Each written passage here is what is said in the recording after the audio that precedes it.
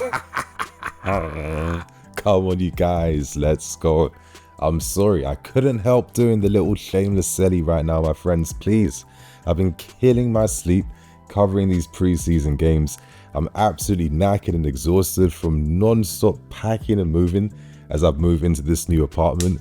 So can you blame me for finally watching a game that rewarded me for the sacrifice I've been making to my sleep? Because I have to say, in this game today, it had so many moments, debuts, big performances, slick team passing moves, great moments, great skill, good defending, good everything, man. It was a great game to give the fan base some confidence in that little taster of what life could potentially look like under Enzo Maresca. I think there's some context we must remember first though. We're playing against a Club America team that were quite open. And as we know, our main Achilles heel, our main kryptonite is against those deep block, low block type of teams. I think with time, we will find those solutions against them. But I do feel like if you're a team that wants to play football against us, if you want to press us, if you want to play that open game, you are going to have something coming your way, yeah? Because our players, this system, we've seen a glimpse of how they could potentially shine as the season goes on. So my friends, if you guys are pumped and happy with the performance today, if you stayed up to watch this game, hit that like button, man. Let's get 3K likes for the 3 goals we scored today. Let's not waste no more time, and let's get straight into things. Naturally, we need to discuss the lineup we saw in the first half, and wow, we saw some interesting, and I have to say, some sexy surprises with the first half lineup. Number 1, see Malo Gusto playing left back, playing the inverted role. Oh my god, je ne sais quoi, or whatever it's called, man. I'll discuss them later on as I discuss the players that stood out. So make sure you guys watch this review right to the end. But that was a masterstroke. We saw our first signs of Kiernan Dewsbury-Hall playing as an offensive 8. He played on the left hand side with Nkunku playing on that right hand side, and essentially what we saw was the type of balance down the left and down the right, where we had the inverted left winger and he'd be matched by the left foot midfield player, and vice versa down that right hand side, with Nkunku being the right foot player and Noni being the inverted player with the left foot. We see this type of balance all the time at Man City. It creates better passing angles.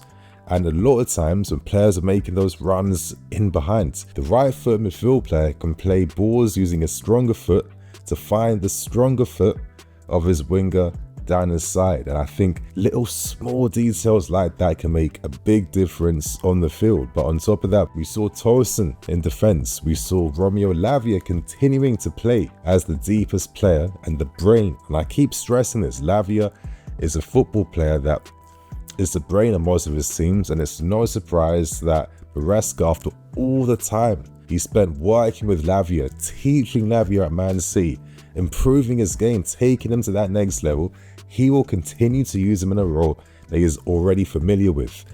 Wow, it was a nice lineup to see. I don't normally get gassed by lineups, but I have to say this quickly, it gets you thinking. When the heavy hitters like your Caicedos, fully fit Enzos, Cole Palmers and Cole's come back in the team. Wow. I wonder what Maresca's going to do.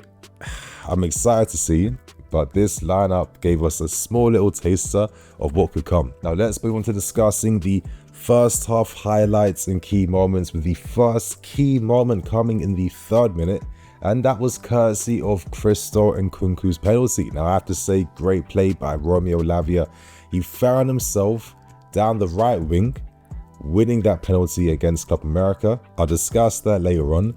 And of course, Nkunku, when he's on the spot, this guy has the composure, the class. He's been scoring penalties for fun his whole career. He's not going to waste opportunity, and he then makes that 3 goals in 3 preseason games. And yeah, I'll discuss this guy later on. I keep saying that, but I'm not going to lie. We saw so many fast, so many slick passing moves in that first half. But honestly, if the players were like maybe 10%, 20% fitter, I feel like that could have been maybe a 3, 4, I don't even know, maybe a 5-0 first half based on the quality of chances that we were producing. And a lot of that was coming from that wide play we were seeing with the wingers the wide midfield players, and the combined efforts of the inverted midfield players as well too. Outside of one moment where Robert Sanchez produced an incredible one-handed save to prevent a shot that was destined for the top left corner, we were in absolute control in that game. Club America had no idea how to cope against us. We absolutely penned them in their half. We stopped them playing out from the back. We stopped their defense finding their midfield. We won so many 50-50s against them, and the crazy thing is that Club America are already deep in their season already. What does that say when we're still finding our peak fitness and already we can outcompete a team that already is in the middle of their season? I think that says quite a lot about the football that we saw today. But as I mentioned about the slick passing football, a lot of that came from the wide midfield players. Kiernan Dewsbury-Hall and Nkunku had big moments, and Kiernan Dewsbury-Hall, man, this guy really wanted us to find a goal in this game today. I'll discuss that later on in the player rating section, but he got his just rewards by finding and assisting Marc Guiu with his first goal this preseason with a nice cross, and Guiu converted that from the near post. I think this kid might be remaining here, depending on the type of business we do up front. Let's see how that goes. But he's been one of the best highlights of this preseason so far, and I'm very happy for the kid that he was able to finally get a goal that he has deserved for the hard work that he's put in. In the second half though, Club America naturally had to tighten up a bit. They were getting exposed. They were getting played through time and time again in that first half. It's only natural they drop their blocks a little bit, tighten up, and try to save themselves some embarrassment, because if we continue the way that first half was going, this easily could have been 4, 5, maybe even 6 in my opinion. But the second half started a bit slow due to this tactical change against a team that was looking to keep more possession with more men behind the ball. But it really started to come to life again when substitutions got made. Now in the second half, we saw Enzo Fernandez come on alongside new signing in Jorgensen to replace Robert Sanchez. Now I thought Jorgensen didn't really get to showcase what he's about. He's literally just signed for us. I'm not expecting anything, and to be fair, he doesn't deserve a rating because, I mean, what can he really do? It's his first time playing with his new teammates. He's had no time understanding Maresca. Some of his passing was a tiny bit sloppy naturally pre-season, but there was one pass in particular that found Noni where Broja should have scored from that moment, so he looked alright. The big thing being though, seeing Enzo Fernandez coming on playing as an 8. Now, Pochettino got a lot of criticism last season when he used Enzo as an 8. I've been saying on this channel for years, if you've been watching me, this whole thing that Enzo should be like the Harry Winks or the deep line playmaker that only plays switch balls, only plays passes like he's done Jorginho Regista. No, Enzo's played most of his career as a box-to-box mid. We can't forget he played through injury last season. Let's give this guy a fresh start this season, but it was nice to see that he was playing more as the offensive 8, and I feel that will be his main position down that right hand side this season, and I'm excited to see more of that. Bring it on in my opinion. But when the subs came on, when your Vegas came on, action man, utility man Vega, it seems like, because when he came on, he played as a left back, and then later on he played as a right back when Gusto was taken off in a precautionary manner, of course, and it does show the impacts he could have for the squad in terms of his versatility. Vegas 71st sign for us that he's quite complete in his game, and hopefully we're going to see that with the tons of positions he takes up for us as the season goes on. But once they came on, it felt like our attacking football came to life again during the final 15-20 minutes. One of the best moments of this entire preseason came courtesy of Cristo and Nkunku. Of course, you guys are seeing this on screen. Wow, this came from nowhere. This took me by surprise. I was on the edge of my seat when I saw this happening in real time.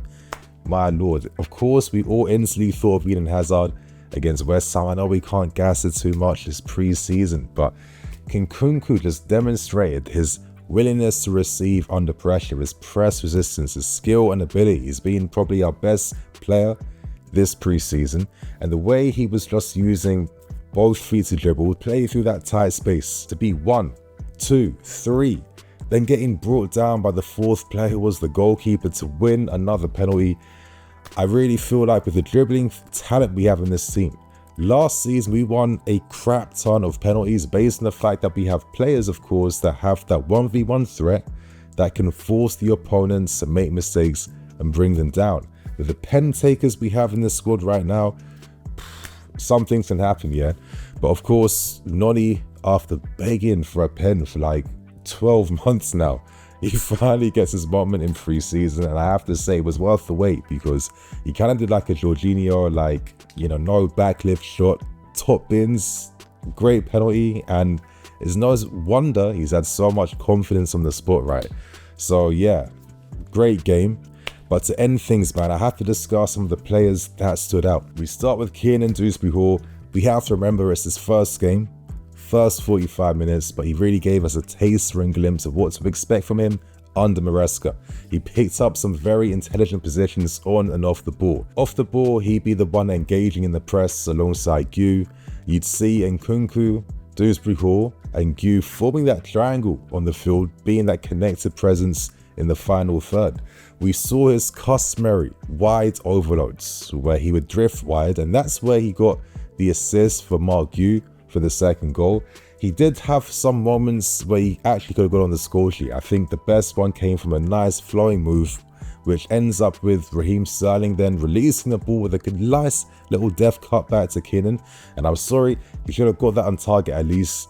He missed that completely, and that completely comes down to just preseason rust. But there's a taster and glimpse of the positions Dewsbury-Hall can take up. Hopefully he finds his finishing boots, but I thought it was a very encouraging performance from him, and I look forward to seeing more. Obviously, Romeo Lavia must be discussed. I think he's a guy that Enzo Maresca will decide to use first team.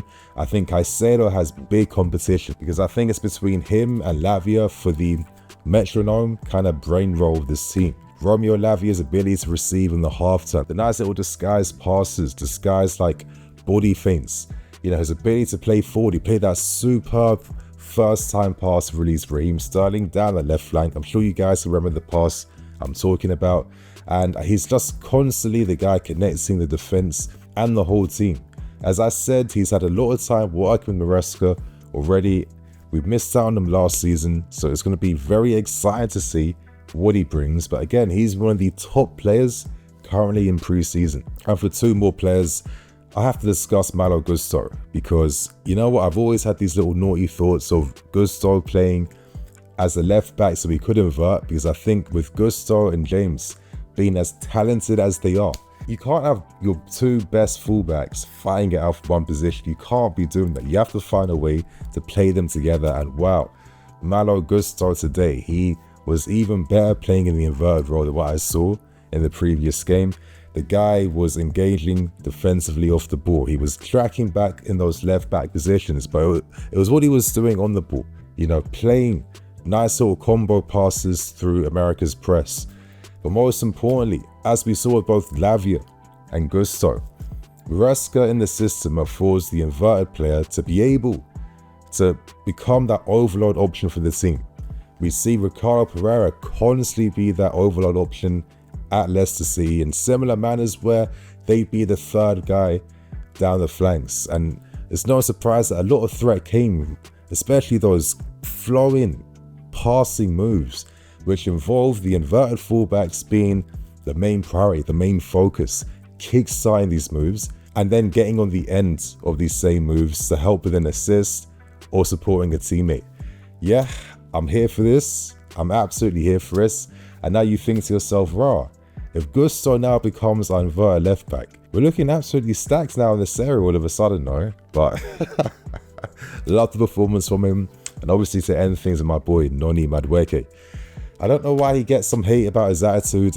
I saw that moment where maybe he was annoyed at Guiu because Guiu should have played the pass there. Players are constantly annoyed at each other. I don't know why certain players highlighted more for this aspect of the game compared to others. I think is nonsense. I think Noni has confidence in his game, and you can see why, because I thought he was one of the best players tonight. His dribbling, like his ability to run at speed and just change his direction, so silky, so smooth. The ball's like glued to his feet. I keep saying, in a perfect world, I could envision him becoming our Rafael Leao, because on top of the silky dribbling, like he's a strong guy. He's hard to get off the ball when he's running at full speed. And he had that Club America fullback on toast throughout the whole game. He was making so many things happen, and I think he loved the fact that he was able to combine with Nkunku in this game, and also having a Reece James, and also having Maresca tidying up at times as well to combine that at right hand side. I think if you're Gusto, you're in heaven.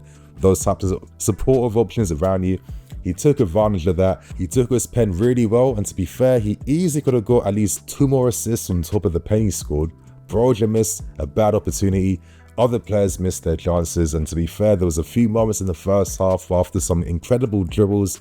Noni should have taken shots, but that will come, and I really feel like he could really benefit and prosper under Maresca this season, knowing the fact that Maresca wants his wingers in a Noni madueke. So my friends, that is everything in today's game against Club America. 3-0 win. Of course, finally we're seeing some signs of life in the system. Of course, the next big test is yet to come against Real Madrid, I think. Is it Man City? I can't remember right now.